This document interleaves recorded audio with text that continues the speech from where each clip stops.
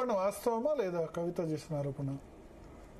చేసిన ఆరోపణ వాస్తవము అంటే అది వాస్తవమైనా కాకపోయినా ఇప్పుడు ఎందుకు మాట్లాడుతున్నావు, గతంలో ఎందుకు మాట్లాడలేదని నేను అడుగుతున్నాను. బీఆర్ఎస్ వాళ్ళు మీరు మాట్లాడిస్తున్నారు ఉంటారు. కాంగ్రెస్ పార్టీకి ఏం సంబంధం భరత్ గారు? కాంగ్రెస్ పార్టీకి ఏం సంబంధం? ఎంక్వైరీ కాంగ్రెస్ పార్టీ విధించిన సమయంలో కాంగ్రెస్ పార్టీ ఏదైతే ఆరోపణ చేస్తుందో మా పార్టీలో మాట్లాడడానికి మహిళలు మేమున్నాం. అవినీతి జరిగిందని ఆరోపణ వచ్చిన నేపథ్యంలో అవినీతి నిజంగానే జరిగింది, కానీ కేసీఆర్ చేయలేదు, హరీష్ రావు సంతోష్ రావు ఇద్దరు చేశారని చెప్పడం అంటే కేసీఆర్ పార్టీ మాట చెప్పినట్టు. కేసీఆర్ గారి మీద అవినీతి సిబిఐ ఎంక్వైరీ అన్నది మా పార్టీ, మా ముఖ్యమంత్రి గారు. మళ్ళా కేసీఆర్ గారికి క్లీన్ చిట్ ఇచ్చుకుంటూ హరీష్ సంతోష్ అనుకుంటూ మేమెందుకంటామండి? మాకేం అవసరం అండి? మీరేమంటారు? కేసీఆర్ అవినీతి పరుడా? కేసీఆర్ నేనేం చెప్తున్నానండి, కేసీఆర్ బొమ్మ పెట్టుకొని కేసీఆర్ పేరు చెప్పుకొని అవినీతి చేసింది ఎవరు అనేది నిజ నిర్ధారణ కావాల్సిన అవసరం ఉంది. స్వతహాగా అవినీతి పరుడైతే కాదు. మీరు చెప్పండి, ఒక కూతురుగా చెప్పండి, కాంగ్రెస్ పార్టీ నేతగా చెప్పండి. కూతురుగా చెప్పండి, కాంగ్రెస్ పార్టీ నేత వదిలేయండి. చిన్నప్పటి నుంచి చూశారు కదా, కూతురుగా అయినా కాంగ్రెస్ పార్టీ నేతగా అయినా చెప్తున్నా అండి, ఆయనకు కాసుల కంటే కుర్చీ అంటే మమకారం ఎక్కువ. పైసలు పెద్ద పట్టించుకో చెప్తున్నాను కదా, కాసుల కంటే ఆయనకు కుర్చీ మీద మమకారం ఎక్కువ. ఆ కుర్చీ కోసం ఆయన శ్వాస ఉన్నంత వరకు కూడా ఆయన ఆ కుర్చీ కోసం ఎంతైనా వెయిట్ చేస్తున్నారు. తెలంగాణ కోసం, రాజకీయ కుర్చీ కోసం అంటే తెలంగాణ కోసమా? తెలంగాణ కోసము ప్లస్ ఆయనకు పదవిలో ఉండడం కోసం కుర్చీ మీన్స్ దానికోసం ఆయన ఎంతైనా కష్టపడతారు, ఎంతైనా చెమట ఓడుస్తారు.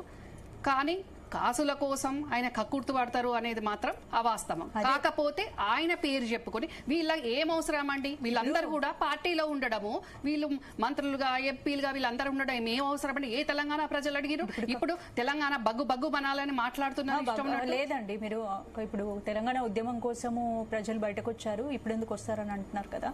ఇప్పుడు కవిత ఏమంటుందంటే, మీరు కూడా చెప్పారు, మీరు ఎన్నో ఏళ్ల నుంచి కవిత ఫ్యామిలీకి దూరంగా ఉన్నారు కేసీఆర్. అయినా సరే కేసీఆర్ మీద మీరు ఎంత మంచి వాళ్ళు, కాసులకు కక్కుర్తిపడే మనిషి కాదని చెప్తున్నారు. తను సొంత కూతురు అదే చెప్తుంది, కేసీఆర్ తెలంగాణ కోసము పైసల కోసం ఎప్పుడు ఆలోచించలేదు. అటువంటి కేసీఆర్ లాంటి మహోన్నత వ్యక్తి మీద సిబిఐ ఎంక్వైరీ వేశారు కాబట్టి బీఆర్ఎస్ వ్యక్తులు కానీ స్పందించాల్సిన అవసరం ఉంది, ప్రజలు స్పందించాల్సిన అవసరం ఉంది అంటుంది. తప్పేం లేదు కదా? డెఫినెట్ గా తప్పు ఉందండి. తప్పెందుకు లేదు ఇక్కడ? ఇప్పుడు కేసీఆర్ గారి మీద మా ప్రభుత్వము, మా ముఖ్యమంత్రి గారు సిబిఐ ఎంక్వైరీ వేయాలి, అవినీతి ఆరోపణలు చేస్తుంది మా ప్రభుత్వము. దానికి స్టేట్మెంట్ గానీ కౌంటర్ ఇవ్వాల్సింది గానీ బీఆర్ఎస్ పార్టీ.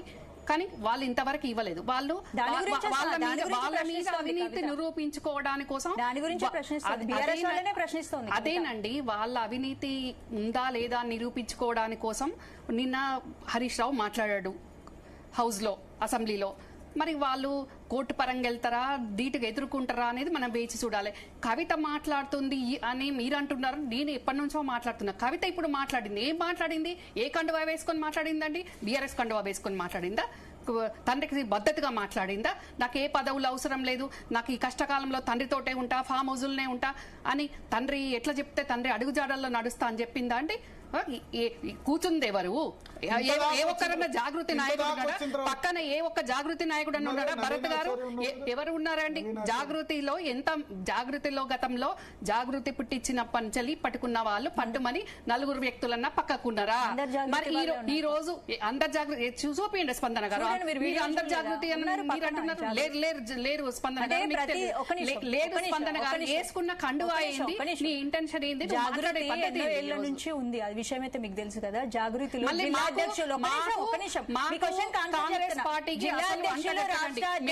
కవితతోటి మాట్లాడిస్తాం, మాకేం అవసరం మంది మాట్లాడడానికి? మాకు వాయిస్ లేదా?